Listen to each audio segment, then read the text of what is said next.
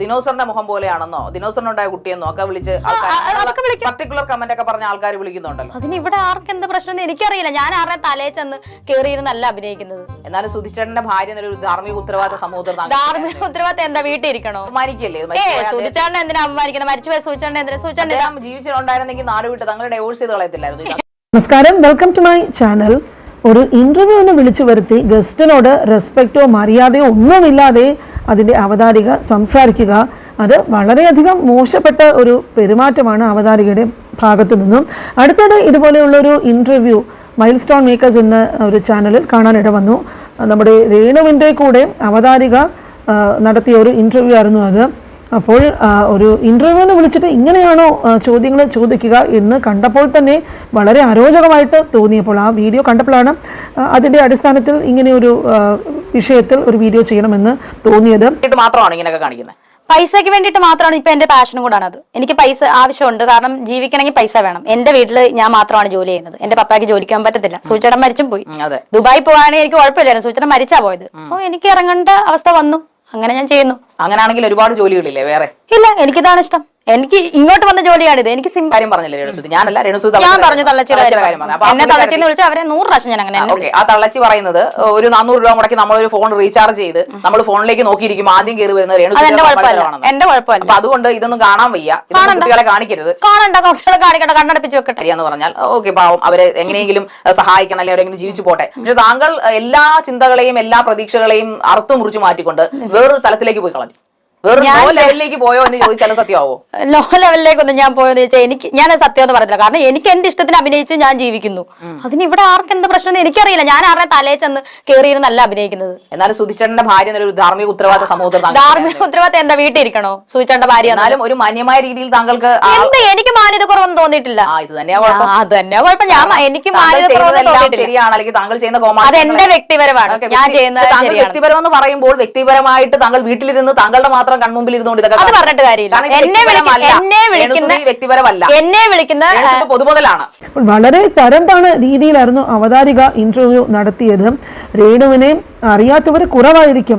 ആൽബവും short ഫിലിമിലൊക്കെ ഇപ്പോൾ രേണു പറന്ന് നടന്ന് അഭിനയിക്കുന്നുണ്ട്. ഫോട്ടോഷൂട്ടിലുമൊക്കെ ഒരുപാട് പങ്കെടുത്ത് അതിൻ്റെ വീഡിയോസൊക്കെ ഇപ്പോൾ സോഷ്യൽ മീഡിയയിൽ വളരെയധികം വൈറലുമാണ്. ഇപ്പോൾ രേണു അടുത്തിടെ ചെയ്യുന്നതെല്ലാം വിവാദമായി മാറിക്കൊണ്ടിരിക്കുകയാണ്. ന്റെ കൂടെ അഭിനയിച്ചതിൽ നിന്നായിരുന്നു വിവാദങ്ങളുടെ എല്ലാം തുടക്കം. പിന്നെ പുള്ളിക്കാരിയുടെ എക്സ്പോസ്ഡ് ആയിട്ടുള്ള രീതിയിലെ കുറിച്ച് ഡ്രസ്സിങ്ങും മറ്റുമൊക്കെ ചർച്ചാ വിഷയമായിട്ട് മാറി. രേണു വിവാദങ്ങളും വിമർശനങ്ങളും ഒക്കെ അറിയുന്നുണ്ടെങ്കിലും ഒരു രീതിയിലും തളരാതെ മുന്നോട്ട് തന്നെ പോകുകയാണ്. ആളുകൾ എന്ത് വേണമെങ്കിലും പറയട്ടെ, ഇതുപോലെ തന്നെ മുന്നോട്ട് പോകുമെന്ന നിലപാടിലാണ് പുള്ളിക്കാരി. അപ്പോഴാണ് മൈൽ സ്റ്റോൺ മേക്കേഴ്സ് എന്ന ചാനലിൽ വന്ന വീഡിയോ അത് വൈറൽ ആയിരിക്കുകയാണ്. അവതാരികയുടെ ചോദ്യങ്ങളും പെരുമാറ്റവും ഒക്കെയാണ് ഈ വീഡിയോ വൈറൽ ആകാനായിട്ടുള്ള കാരണം. എന്നെ വിളിക്കുന്നത് ഇനി എന്തൊക്കെ പറഞ്ഞാലും എന്നെ എന്താ പറയാ അഭിനയിക്കും. ഇനിയും ഷോർട്ട് ഫിലിം ആകട്ടെ, സിനിമ ആകട്ടെ, ആൽബം ആകട്ടെ, വെബ് സീരീസ് ആകട്ടെ, എന്ത് റീൽ ആകട്ടെ, ഫോട്ടോഷൂട്ട് ആകട്ടെ, എന്നെ ഇനി ആര് വിളിച്ചാലും എനിക്ക് ഇണങ്ങുന്ന രീതിയാണോ ആ വേഷം അല്ലെങ്കിൽ ആ ഒരു ക്യാരക്ടർ ഞാൻ ചെയ്തിരിക്കും. അതിനി പൊതുമുതലല്ല, എന്ത് പറഞ്ഞാലും ചെയ്തിരിക്കും. അവതാരികയുടെ പേര് ഷാരിക എന്നാണ്. ഷാരിക മുമ്പും വിവാദങ്ങളിൽപ്പെട്ട ഒരു അവതാരികയാണ്. അതുവരെ വളരെ മോശപ്പെട്ട ഒരു ആറ്റിറ്റ്യൂഡ് ആണ് ഇവർ പൊതുവേ വരുന്ന ഗസ്റ്റുകളോട് അവർ സംസാരിക്കുന്നതും അവരുടെ ചോദ്യങ്ങളും ഒക്കെ കേൾക്കുമ്പോൾ തന്നെ ആർക്കായാലും അതൊന്നും ക്ഷമയോടെ കേട്ടിരിക്കാൻ പോലും സാധിക്കാറില്ല.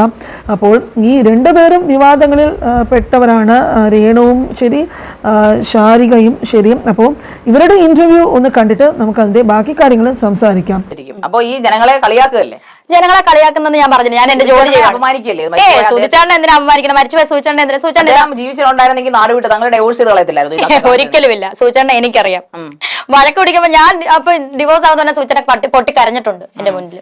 ആ സൂചിച്ചേട്ടൻ എനിക്കറിയാം. പിന്നെ എങ്ങനെ സൂചിച്ചേട്ടൻ തുറന്നു പറയത്തില്ല? ഇതൊക്കെ താങ്കൾ പറയുന്നതല്ലേ? അതിപ്പോ സൂചിച്ചേട്ടൻ മരിച്ച എനിക്കറിയാം. അദ്ദേഹത്തിന്റെ ഭാര്യ അവകാശപ്പെടുന്നു, താങ്കളുടെ ഭാര്യ അവകാശപ്പെടുന്നത് തന്നെയല്ല, നിയമപരമായിട്ട് കല്യാണം കഴിച്ച ഭാര്യ ഞാൻ തന്നെയാണ്. സമ്മതിച്ചു. പക്ഷെ താങ്കൾ അപ്പൊ കുറെ കാര്യങ്ങൾ പറയുമ്പോൾ നമുക്കത് കേട്ടിരിക്കാനല്ലേ പറ്റത്തുള്ളൂ. സത്യമാണോ ഇല്ലെന്നൊന്നും തെളിയിക്കാൻ പറ്റും. അതെനിക്ക് തെളിയിക്കേണ്ട കാര്യമില്ല. എനിക്ക് എന്റെ കാര്യം ഞാൻ പറയും. വേണേ വിശ്വസിക്കുക, അല്ലെങ്കിൽ തള്ളിക്കളയുക. അപ്പോൾ ഇതിൽ രേണു പറയുന്നത് പോലെ അറിയാവുന്ന ജോലി ചെയ്തു ജീവിക്കുന്നത് ഒരു മോശവും ചിന്തിക്കേണ്ടതില്ല. അതിലെന്തോ പ്രശ്നമാണ് എന്നാണ് രേണു ചോദിക്കുന്നത്. അപ്പൊ ജനങ്ങൾ താങ്കളെ കാണുന്നത് കൊണ്ടല്ലേ താങ്കൾ ഇപ്പൊ വന്നിരുന്ന ഈ അഹങ്കാരം പറയുന്നത്? അഹങ്കാരം ഞാൻ പറഞ്ഞിട്ടില്ല, ഞാൻ എന്റെ കാര്യമാണ് പറഞ്ഞത്. ജനങ്ങൾ കാണുമോ കാണാതിരിക്കും, അതാ പ്രശ്നം. കുറച്ച് പ്രശസ്തയായപ്പോ ഇച്ചിരി തലക്കനം കൂടിയിട്ടില്ല. ഞാൻ തലക്കനോട്ടേക്ക് AC ബസ് അല്ലെങ്കിൽ AC ട്രെയിൻ ബുക്ക് ചെയ്ത് വരും. ഞാൻ ഇന്ന് രാവിലെ KSRTC വന്ന് രാവിലെ ലോക്കൽ ട്രെയിൻ തന്നെ ഇടിച്ചു കുത്തിയാണ് ഇവിടെ നിന്ന് വന്നത്. എനിക്ക് അഹങ്കാരമാണ്, ഞാൻ അങ്ങനെ അത്രയ്ക്ക് പിശിക്കായതുകൊണ്ടല്ല. അത്രയ്ക്ക് പിശിക്കൊന്നുമല്ല, അത്രയ്ക്കുള്ള കാശ് എന്റെ ഉണ്ടായിരുന്നുള്ളൂ. അപ്പൊ കുറെ റീൽസും കാര്യങ്ങളൊക്കെ ചെയ്യുന്നുണ്ടല്ലോ, പിന്നെ അതൊന്നും പൈസ കിട്ടുന്നില്ലേ? പൈസ കിട്ടുന്നത് ചുമ്മാ വെച്ചോണ്ടിരിക്കല്ലോ, വീട്ടിൽ ഒരുപാട് ആവശ്യങ്ങളുണ്ട്. ഒരു 5 ഇതിൽ എന്തൊക്കെയോ ഒരു സത്യമില്ലായ്മ മണക്കുന്നുണ്ട്. എനിക്കറിയില്ല, കാരണം നിങ്ങളുടെ മനസ്സിന്റെ തോന്നലാകാം. എന്റെ മനസ്സിൽ തോന്നലല്ല. അപ്പൊ ഈ അഭിനയം ഇതിലേക്ക് വരുമ്പോ താങ്കൾ ചിന്തിക്കുന്നത് താങ്കൾ വലിയൊരു നടിയാണ്, അല്ലെങ്കിൽ ശോഭനയാണെന്ന ലെവലിലേക്കാണ്? ഒരിക്കലുമില്ല, ഞാൻ അങ്ങനൊന്നും ചിന്തിച്ചിട്ടില്ല. ഞാൻ വെറും സാധാരണ ഒരുത്തി മാത്രമാണെന്ന് ചിന്തിച്ചാണ് ഞാൻ ഒരു ശോഭനയും. പക്ഷെ ജീവിക്കാനുള്ള വരുമാനം കിട്ടുന്നുണ്ട്, ഇഷ്ടപ്പെട്ട് ചെയ്യുന്ന ഒരു തൊഴിലും അറിയാവുന്ന ഒരു തൊഴിലുമാണ്. പിന്നെ ഒരാൾ എന്ത് ചെയ്യണമെന്ന് തീരുമാനിക്കാനുള്ള പൂർണ്ണ അവകാശം അവർക്ക് തന്നെയാണ്. താങ്കൾ അതിനകത്ത് കാണിക്കുന്ന അഭിനയം കണ്ടിട്ടാണ് ആൽബം, താങ്കളുടെ അഭിനയ മികവ് കൊണ്ടല്ല, താങ്കളുടെ അഭിനയ ദാരിദ്ര്യം കൊണ്ടാണ് അത് ഹിറ്റെന്ന് ഞാൻ പറഞ്ഞാൽ ആവാം, അത് നിങ്ങളുടെ മനസ്സിന്റെ തോന്നല്. നിങ്ങൾ സമ്മതിക്കും? എന്ത് സമ്മതിക്കാതിരുന്നിട്ടില്ല, എല്ലാം സമ്മതിക്കും. അപ്പൊ സമൂഹത്തിന് ഒരു ബാധ്യതയായി മാറുമോ?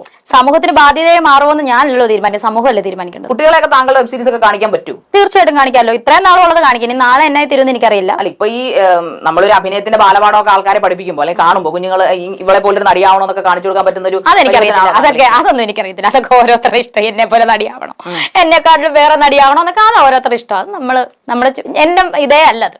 സിനിമാ നടി ഇപ്പം പൃഥ്വിരാജിനെയൊക്കെ നായികയായി മാറുമെന്ന് താങ്കൾ പ്രതീക്ഷിക്കുന്നു? ഒരു പ്രതീക്ഷയില്ല.